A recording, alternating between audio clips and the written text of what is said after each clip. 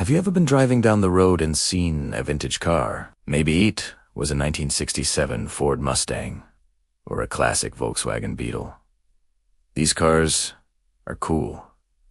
They're nostalgic, and if they're restored properly, they can actually be worth a lot of money. But here's the thing. Vintage cars are not fuel efficient. They don't move very fast, and they break down all the time. In other words, they're a huge pain in the ass. So, why would anyone want one? Well, because they're a blast from the past.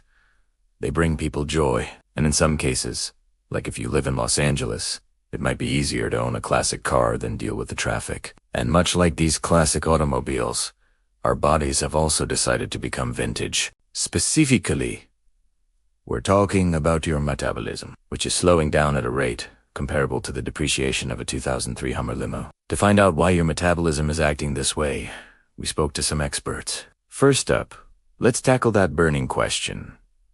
Why is my metabolism so slow? Dr. Shalini Nabar, an endocrinologist at the Cleveland Clinic, points out that there are several reasons for a sluggish metabolism, including having less muscle mass, getting older, being inactive, and hormonal changes. Basically, if you aren't moving your body and you aren't giving it the energy it needs, it will slow down to conserve fuel. Now, why does eating a single cookie count as a 3-course meal according to your waistline? Well, that's because of the calories in, calories out equation, or more accurately, the calories in, calories sort of out equation. When you eat food, your body doesn't just burn it off immediately. It stores excess calories as fat. This is what we call energy balance. If you take in fewer calories than you burn, you'll lose weight. And if you take in more calories than you burn, you'll gain weight.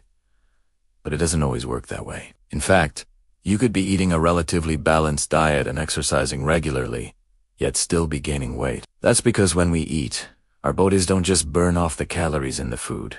We also expend energy processing that food. This includes digestion, absorption, transportation, and storage. All of this is known as the thermic effect of food, and it accounts for about 10% of our total energy expenditure. So if you're eating a lot of high-calorie foods, even if you're burning off the calories you take in through exercise, the excess energy could still be stored as fat, leading to weight gain. In addition to that, our bodies store and burn off energy in different ways. Some people might feel energized after a big meal, while others might feel sluggish. This is because everyone has a different metabolic rate, which is influenced by factors such as genetics, age, sex, and body composition. That's why two people can eat the exact same meal and one person might not gain any weight, while the other person might gain a bunch of weight. Also, sometimes our bodies decide to hold on to their energy reserves a little more tightly. This can happen when we're under stress or when we don't get enough sleep. Not getting enough rest can throw off our hormones, which can lead to increased appetite and cravings for sugary and fatty foods. And as you probably guessed, eating these kinds of foods will lead to weight gain. Finally, let's talk about the elephant in the room. Aging. As we get older, we naturally lose muscle mass and bone density, which can slow down our metabolism. This is because muscle mass is metabolically active tissue, meaning that it burns calories, even at rest. On top of that, our bodies don't process and store energy as efficiently as we get older. All of these factors can contribute to a slower metabolism and make it more difficult to maintain a healthy weight as we age. So why is your metabolism slowing down? Because it wants to be a vintage car. Now that you know why your metabolism is behaving like a classic car, you can take steps to fix it. Just remember that it will take time and effort to get your metabolism back on track, just like it takes time and effort to get a vintage car running smoothly again. Thank you for watching this video, and if you liked it, please like and share it. And don't forget to subscribe to our channel for more fun science videos.